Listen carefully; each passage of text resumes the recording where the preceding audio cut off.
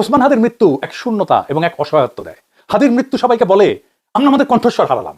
ওসমান হাদির মৃত্যু ক্ষমতার শোক না, ছিল প্রতিনিধিত্বের শূন্যতা। প্রশ্ন উঠছিল এখন কে কথা বলবে আমাদের হয়ে? হাদির মতো এইভাবে সত্য উচ্চারণ জনগণের জন্য কে করবে? কে সাধারণ মানুষের হয়ে সাধারণ মানুষের মধ্যে থেকে উঠে গিয়া ক্ষমতাকে চ্যালেঞ্জ করবে? হাদির জানাজায় এসেছিল মূলত তরুণেরা আসছিল হাদির আদর্শ থেকে আদর্শ গ্রহণ করতে। ওইটা একটা ইতিহাসের শুরু। জিয়ার মৃত্যু ছিল ইতিহাসের মাঝখানে, হাদির মৃত্যু হলো ইতিহাসের শুরু। রাজনীতিতে মৃত্যু কোনো নীরব ঘটনা না। সেই জন্যে রাজনৈতিক নেতার শেষকৃত্য বা মৃত্যু কখনই কেবল ধর্মীয়, পারিবারিক বা ব্যক্তিগত ঘটনা না। এটা একটা জাতীয় ঘটনা, এটা একটা রাজনৈতিক ঘটনা। এই মৃত্যুর মধ্যে দিয়ে বাইর হয়ে আসে এক একটা মৃত্যুর স্পেসিফিক রাজনৈতিক তাৎপর্য। এই রাজনৈতিক তাৎপর্যটা হইল রাষ্ট্র, ক্ষমতা এবং জনগণের একটা যৌথ ভাষ্য। মাও সেতুং বলছিলেন সব মানুষকেই মরতে হবে, কিন্তু সব মৃত্যু একরকম না। কিছু মৃত্যু তাই পর্বতের মতো ভারী, আর কিছু মৃত্যু পালকের মতো হালকা। মৃত্যু হলে তার শেষকৃত্য হবে। এক এক ধরনের শেষকৃত্য এক এক ধরনের রাষ্ট্রনৈতিক, রাজনৈতিক, দার্শনিক বার্তা দেয়। কয়েকদিনের মধ্যে আমরা দুইটা বিশাল জানাজা দেখলাম, দুইটা বিশাল মৃত্যু দেখলাম, হাদির আর খালেদা জিয়ার।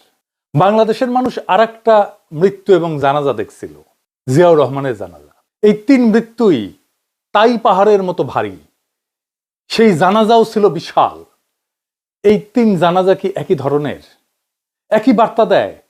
না, এইগুলো প্রকৃতিগতভাবে আলাদা। এই জানাজাগুলোর রাজনৈতিক মূল্যও আলাদা। আমি ভাবতেছিলাম যে এটা নিয়ে আমাদের একটা আলাপ হবে জাতীয় পর্যায়ে, দার্শনিক আলোচনা, ফিলোসফিক্যাল আলোচনা। সেটা হয় নাই, একেবারেই হয় নাই।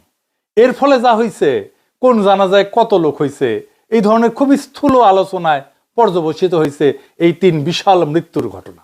আমার ফেসবুকে বিএনপির অনেকে এসে আশ্চর্যজনকভাবে উল্লাস করতেছে, বলতেছে এই যে দেখিস কত মানুষ আমাদের নেত্রীর জানাজায়।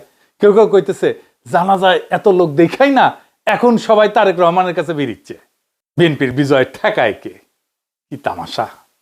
আসেন আমরা দেখি কিছু রাজনৈতিক মৃত্যু নিয়ে এই পৃথিবীতে একটা রাজনৈতিক এবং দার্শনিক ব্যাখ্যা দিয়ে দেখি, মৃত্যুর ঘটনাগুলো ব্যাখ্যা করি, কোন মৃত্যু আসলে কি বার্তা দেয়। খালেদা জিয়ার মৃত্যুর পরে এই বিশাল জানাজা কি আদৌ বিএনপির বিজয়কে নিশ্চিত করবে? আসেন সেই গভীর আলোচনায় ঢুকি। এই তিন বিশাল মৃত্যুর রাজনৈতিক তাৎপর্য কি? রাজনীতিতে মৃত্যু তো নীরব না, আগেই শুনলাম। সে কখনো একটা প্রশ্ন তোলে, কখনো সে বিস্ময়ের উদ্রেক করে, কখনো ইতিহাস শুরু হয় সেই মৃত্যু থেকে, আর কখনো ইতিহাস এসে শেষ হয় ওই মৃত্যুতে। জিয়ার মৃত্যু কি ছিল? জিয়ার মৃত্যু ছিল এমন একটা বার্তা, যে বার্তা বলছিল আমাদের কাজ এখনো শেষ হয়নি, উনার স্বপ্ন এখনো বাস্তবায়ন হয়নি। জিয়াউর রহমানের মৃত্যু ছিল অসমাপ্ত একটা রাষ্ট্র প্রকল্প। তাই শোক মিছিল হলো, সেই মিছিল ভোটের বাক্সে গেল। সাত্তার সাহেবের মতো অথর্ব দুর্বল ব্যক্তি বিপুল ভোটে নির্বাচিত হলেন এবং এরশাদের এক ধমকেই রাষ্ট্র ক্ষমতা ত্যাগ করলেন। জিয়ার জানাজায় যারা গেছিল তারা জিয়ার অসমাপ্ত কর্তব্য সম্পাদনের আকাঙ্ক্ষা নিয়ে ম্যান্ডেট দিতে গেছিল। তখনকার রাজনৈতিক নেতৃত্ব জিয়ার ঐতিহ্যকে ঊর্ধ্বে তুলে ধরছিল। একই ধরনের মৃত্যু বেনজির ভুট্টোর। তার দল ভোটে জিতে ক্ষমতায় আসে, উনি যখন মারা গেছেন তখন তিনি ক্ষমতায় নাই। কিন্তু বেনজির ভুট্টোর মৃত্যুর পরে পাকিস্তানের জনগণ বেনজির ভুট্টোর দলকেই ভোট দিল, কারণ মানুষ চাইছিল বেনজির ভুট্টো যেই কাজ করতে এসে শহীদ হইল সেই কাজটা তার দল ডেলিভার করুক, বাস্তবায়ন করুক, পূরণ করুক। ইন্দিরা গান্ধীর মৃত্যু তাই। তার মৃত্যুর ধাক্কায় রাজীব গান্ধীর নেতৃত্বে কংগ্রেস একটা ভূমিধ্বস বিজয় অর্জন করে। এবার আসেন ওসমান হাদির মৃত্যু কি বার্তা দেয়। ওসমান হাদির মৃত্যু এক শূন্যতা এবং এক অসহায়ত্ব দেয়। হাদির মৃত্যু সবাইকে বলে আমরা আমাদের কণ্ঠস্বর হারালাম। ওসমান হাদির মৃত্যু ক্ষমতার শোক না, ছিল প্রতিনিধিত্বের শূন্যতা। প্রশ্ন উঠছিল এখন কে কথা বলবে আমাদের হয়ে? হাদির মতো এইভাবে সত্য উচ্চারণ জনগণের জন্য কে করবে? কে সাধারণ মানুষের হয়ে সাধারণ মানুষের মধ্যে থেকে উঠে গিয়া ক্ষমতাকে চ্যালেঞ্জ করবে? হাদির জানাজায় এসেছিল মূলত তরুণেরা আসছিল হাদির আদর্শ থেকে আদর্শ গ্রহণ করতে। ওইটা একটা ইতিহাসের শুরু। জিয়ার মৃত্যু ছিল ইতিহাসের মাঝখানে, হাদির মৃত্যু হলো ইতিহাসের শুরু। হাদির যেরকম মৃত্যু ছিল, একই ধরনের মৃত্যু ছিল মার্টিন লুথার কিং এর। এই দুইজনের মৃত্যুতেই তৈরি হয়েছিল একটা প্রতিনিধিত্বের ভ্যাকুয়াম, শূন্যতা। দুইজনেই ক্ষমতার শীর্ষেও ছিলেন না, রাষ্ট্রের আনুষ্ঠানিক কেন্দ্রেও ছিলেন না, কিন্তু সাধারণ মানুষের ভাষার প্রতিনিধি ছিলেন। তাদের মৃত্যুতে ক্ষমতার ভারসাম্য বদলায়নি, কিন্তু জনগণের মধ্যে তার কণ্ঠস্বর হারানোর শোক তৈরি হয়েছে। মানুষ প্রশ্ন করছে অসহায়ের মতো, উনি না থাকলে এই কথাগুলো কে বলবে? আজকে বলে না, হাদির মৃত্যুতে কে আমাদের মতো হয়ে এইভাবে কথা বলবে? কে আমাদের জন্য এইভাবে কথা বলবে? হাদির মৃত্যুতে এসে বলে না সবাই, কে এইভাবে এত সাধারণভাবে আমাদের কথাগুলো আবার বলবে? এইবার আসেন খালেদা জিয়ার মৃত্যু নিয়ে। খালেদা জিয়ার মৃত্যু একটা কমপ্লিটলি ডিফারেন্ট বার্তা দেয়। উনি রাজনীতিতে সক্রিয় ছিলেন না দীর্ঘদিন। ওনার মৃত্যুটা আসলে কি কি বার্তা দেয়? ওনার মৃত্যুটা আসলে কিসের প্রতীক? এই যে বিশাল জানাজা, এটা আসলে আমাদেরকে কি বলে, জাতিকে কি বলে? ওনার মৃত্যু একটা রাজনৈতিক অধ্যায়ের শেষ। খালেদা জিয়ার জানাজায় মানুষ ছিল অনেক, কিন্তু ওখানে রাজনীতি ছিল না, কারণ এটা ছিল ইতিহাসের সমাপ্তি, এটা কোনো সূচনা ছিল না।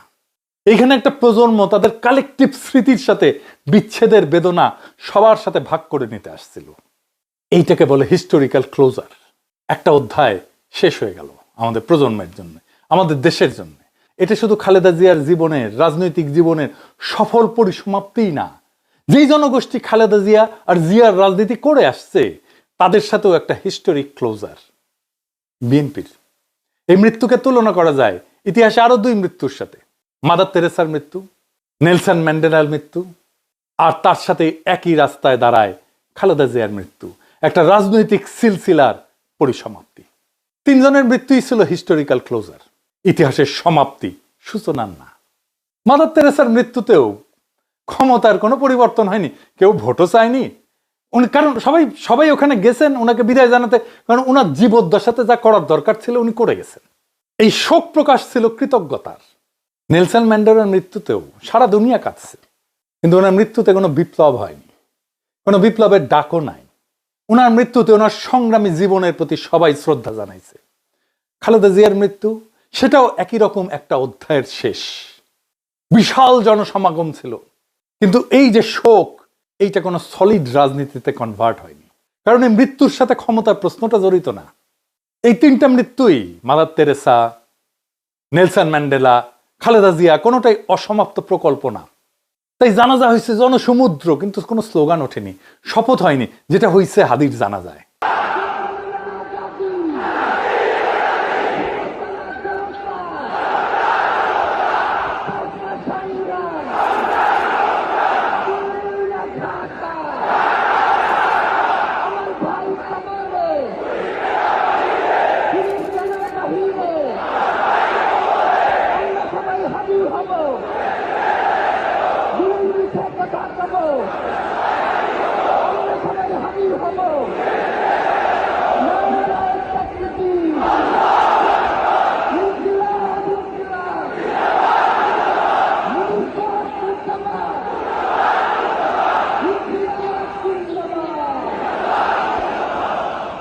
পার্থক্যটা শুধু এখানে, একইভাবে মাদার তেরেসার মৃত্যুতে একটা নৈতিক যুগের ক্লোজার হয়েছে, ম্যান্ডেলার মৃত্যুতে এক ঐতিহাসিক সংগ্রামের ক্লোজার হয়েছে, হিস্টোরিক ক্লোজার, আর খালেদা জিয়ার মৃত্যুতে হিস্টোরিক ক্লোজার হয়েছে একটা রাজনৈতিক অধ্যায়ের।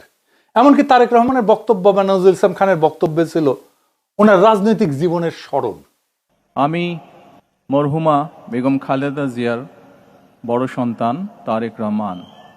আমি আজকে এখানে উপস্থিত সকল ভাইয়েরা এবং বোনেরা যারা উপস্থিত আছেন, মরহুমা বেগম খালেদা জিয়া জীবিত থাকাকালীন অবস্থায় যদি আপনাদের কারো কাছ থেকে কোনো ঋণ নিয়ে থাকেন, দয়া করে আমার সাথে যোগাযোগ করবেন, আমি সেটি পরিশোধের ব্যবস্থা করব ইনশাআল্লাহ।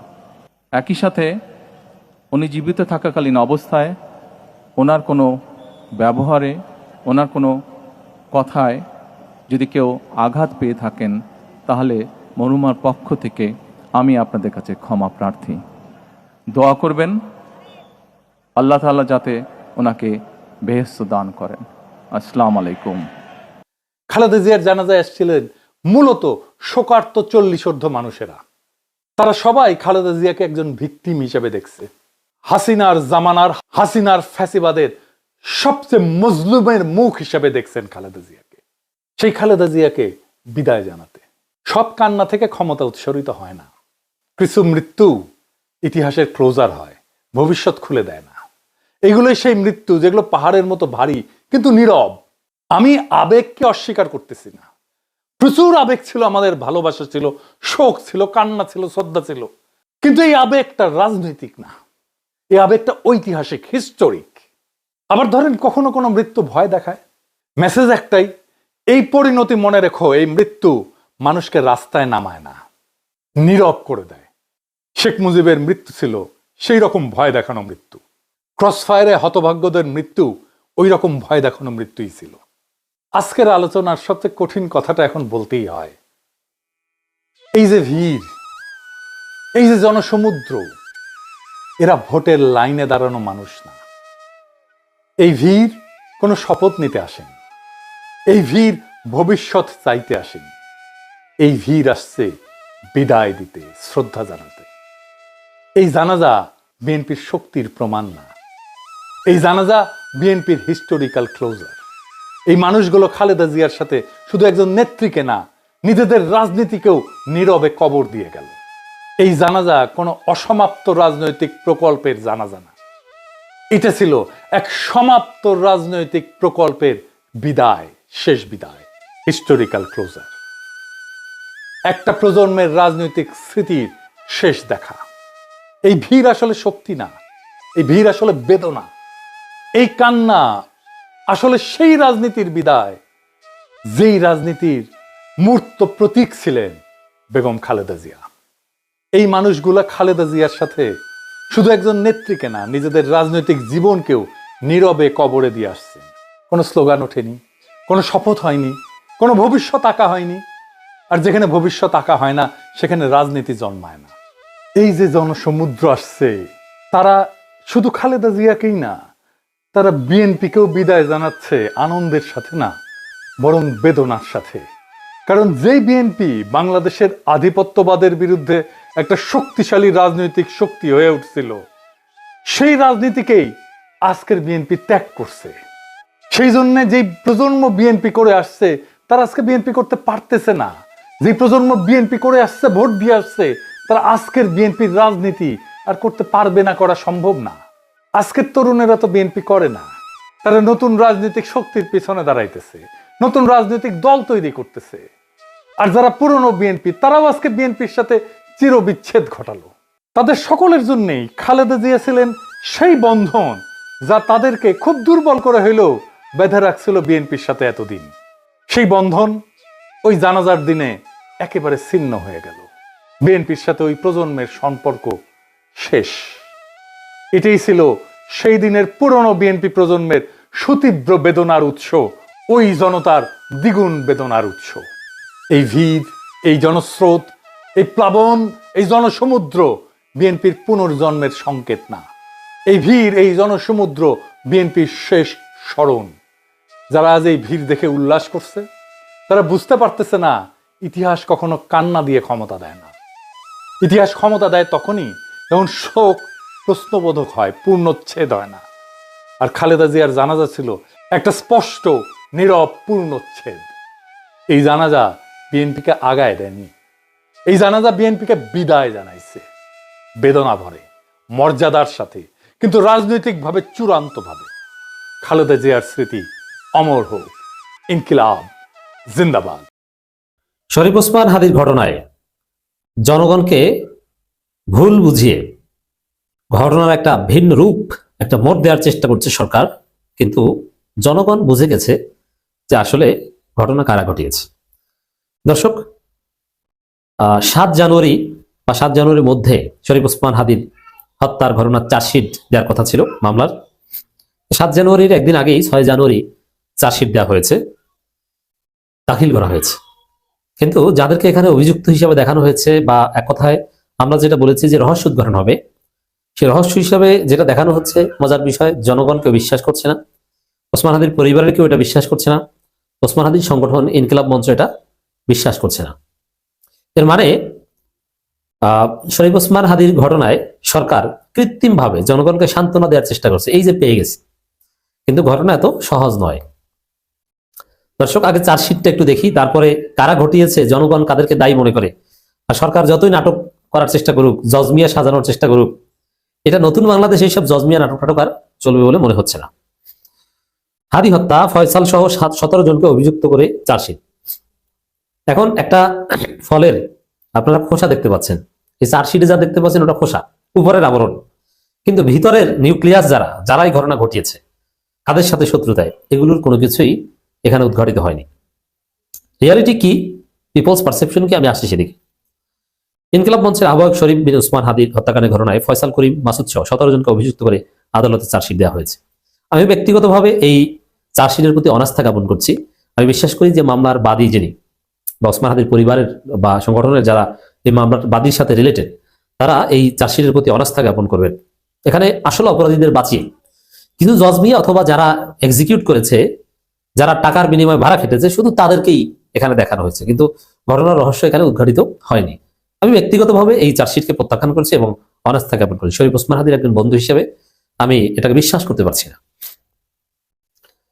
6 জানুয়ারি মিন্টু রোডের মিডিয়া সেন্টারের সংবাদ সম্মেলনে কথা জানান ডিএমপি প্রধান মোহাম্মদ শফিকুল ইসলাম। দেখেন, এখানে একটা ইন্টারেস্টিং বিষয়, যে এখন সরকার চাইবে তাদের ক্যাপাসিটির প্রমাণ দিতে, যে না, পরিস্থিতি শান্ত করতে চাইবে।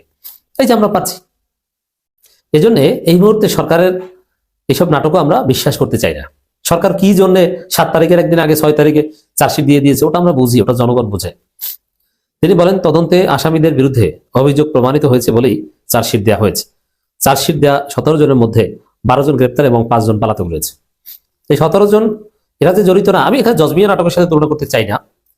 এসেন্সে মিল থাকলেও বাস্তবিক পক্ষে মিল নেই, কারণ এখানে যে 17 জনকে দায়ী করা হয়েছে, এই 17 জন কোনো না কোনো ভাবে জড়িত, ইটস ট্রু, কিন্তু মূল পরিকল্পনাকারী এরা নয়, বা ওসমান হাদির মূল শত্রু এরা নয়।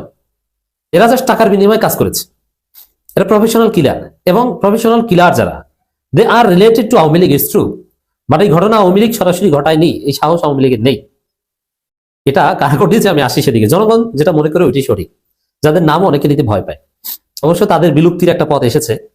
গুম কমিশনে এই ঘটনার সাথে যারা জড়িত বলে মানুষ মনে করছে, সেই সংগঠনকে বিলুপ্ত করে দেওয়ার প্রস্তাব দেওয়া হয়েছে বা সাজেশন দেওয়া হয়েছে। তিনি বলেন, তদন্তে আসামিদের বিরুদ্ধে অভিযোগ প্রমাণিত হয়েছে। এরকম কত চার্জশিট দেখেছি, আবার চার্জশিট উল্টে যেতে দেখেছি। 21 আগস্ট গ্রেনেড হামলার মামলার ঘটনা কে না জানে। ওই 21 আগস্ট গ্রেনেড হামলার সাথে তারেক রহমান জড়িত বলে মনে করা হচ্ছে, এখনো থাকতে পারেন। কিন্তু যেভাবে জজমিয়া নাটক সাজানো হয়েছে, ওইসব চার্জশিট মার্কশিট বাদ দিয়ে আবার নতুন ভাবে বিচার করা হয়েছে। তো ওসমান হাদি হত্যার প্রকৃত অপরাধীদের এই বাংলার মাটিতে একদিন বিচার করা হবেই, কোনো ভুয়া চার্জশিট চলবে না। হাদি হত্যাকাণ্ড নিয়ে তিনি বলেন, রাজনৈতিক প্রতিহিংসার কারণে হাদিকে হত্যা করা। শুধু কি রাজনৈতিক প্রতিহিংসা? না, এই জায়গায় হচ্ছে বাস্তবতা গোপন করার চেষ্টা। ভারতের আধিপত্যবাদের বিরোধিতা করার কারণেই ভারত পরিকল্পিতভাবে ওসমান হাদিকে হত্যা করেছে, এটা হচ্ছে সত্য কথা। এখন ভারতের সেনাবাহিনীকে সরাসরি বাংলাদেশি ঢুকে হত্যা করেছে? না। কাদের মাধ্যমে করিয়েছে? এরা অত্যন্ত প্রভাবশালী, যাদের মাধ্যমে হত্যাকাণ্ড ঘটানো হয়েছে তারা গুম খুনের সাথে জড়িত। তারা এই ধরনের হত্যাকাণ্ড ঘটাতে অভ্যস্ত, নাটক করতে অভ্যস্ত, হত্যাকারীদের নিরাপদে বের করে দিতে অভ্যস্ত। এরকম অনেক ঘটনা আছে। অভিযুক্ত ফয়সালের ভিডিও বার্তা নিয়ে শফিকুল ইসলাম বলেন, ভিডিও বার্তা দিতেই পারে, কিন্তু তার বিরুদ্ধে জড়িত থাকার প্রমাণ পাওয়া গেছে। ভিডিও বার্তারও কোনো, বা ভিডিও বার্তা কেন দিয়েছে? ফয়সালের ভিডিও তো দূরের কথা, শরীরের গন্ধ আসে এরকম কোনো প্রমাণও রাখার কথা না। ইউরোপ আমেরিকা থাকলেও ভিডিওতে আসার সাহস পাওয়ার কথা না, কিন্তু ভিডিও বার্তা দিয়েছে। এর মানে এখানে কেউ ফয়সালের মাধ্যমে ভিডিও বার্তা দেওয়ার ব্যবস্থা করেছে, জনগণকে ভুল বোঝাতে, অথবা প্রকৃত অপরাধীদের আড়াল করতে, অথবা ফয়সালকে কেন্দ্র করেই যেন সমস্ত নাটক বা ক্লাইম্যাক্স আমরা দেখি, আসলে অপরাধীরা যেন কোনোভাবে আলোচনায় না আসে। এই জন্যই ভিডিও নাটক, ভিডিও বার্তার মাধ্যমে দেওয়ার ব্যবস্থা করেছে। এবং বলা হচ্ছে দুবাই, আবার বলা হয়েছিল ভারত, আবার দুবাইতে এখন তো শীত বেশি না আমার জানা মতে, কিন্তু সেখানে এমন শীতের পোশাক পরেছে as if it is Bangladesh. অতএব ভেজাল আছে। অভিযুক্ত ত্রয়োদশ জাতীয় সংসদ নির্বাচন ও গণভোটের তফসিল ঘোষণার পরদিন 12 ডিসেম্বর ঢাকায় পুরনো পল্টনে বক্স কালপারি রোডে একটি চলন্ত মোটরসাইকেল থেকে রিকশায় থাকা হাদিকে মাথায় গুলি করা হয়। এরপরে শহীদ হন, এটা জানেন আপনারা সবাই। এখন কি মনে করেন যে এরকম জড়িতকে আরো কিছু জড়িত নাম দেওয়া হয়েছে। কোন এক সাবেক ওয়ার্ড কাউন্সিলর যুবলীগ নেতা তাইজুল চৌধুরী বাপ্পির নির্দেশে নাকি গুলি করা হয়েছে। তাহলে এখানে জনগণ মনে করে বা ইটস রিয়ালিটি, ওসমান হাদির সংগঠন পরিবার মনে করে এটা ভারত এটা করেছে, এবং ভারত কার মাধ্যমে করিয়েছে? ডিজিএফআই এর মাধ্যমে করিয়েছে, এটা তারা মনে করে। ডিজিএফআই নামটা নিতে অনেকে ভয় পান, কিন্তু মজার বিষয় গুম কমিশনে ডিজিএফআই বিলুপ্ত করে দিতে বলেছে। ডিজিএফআই এদেশের জনগণ একদিন বিলুপ্ত করে দেবে, এ ধরনের অপরাধী সংগঠন থাকতে পারে না, আবার সেম নামে না, এসব কচুকাজ চলবে না। তো সেখানে একজন ওয়ার্ড কাউন্সিলর এবং যুবলীগ নেতাকে মূল মাস্টার মাইন্ড বানানো হয়েছে ওসমান হাদি হত্যা, এটা বিশ্বাসযোগ্য নয়, এটা অবিশ্বাস্য। অতএব এটা রহস্য উদ্ঘাটন হিসেবে জনমনে সারা জাগায়নি, পরিস্থিতি শান্ত করার জন্যই এটা। এখানে ইনকিলাব মঞ্চের অন্যতম নেত্রী ফাতিমা তাসনিম ঝুমা, সম্ভবত ঢাকা ইউনিভার্সিটি ইউনিটের নেত্রী, তিনি যেটা বলেছেন, স্পষ্ট করে বলি, সে কেবল গুলির নির্দেশ দিয়েছে, মানে ওই যুবলীগ নেতা। হত্যার পরিকল্পনা তার নয়, হত্যার নির্দেশও তার নয়, কাউকে আড়াল করা যাবে না শব্দের রাজনীতি দিয়ে। এর মানে যাদেরকে দেখানো হয়েছে চার্জশিটে পরিকল্পনাকারী হিসেবে, এর উপর ওসমান হাদির পক্ষের লোকজনের বিশ্বাস নেই। এর মানে ঘটনা ভারতের পরিকল্পনায় ডিজিএফআই ঘটিয়েছে বলেই জনগণ মনে করে, এটাই হচ্ছে সত্য।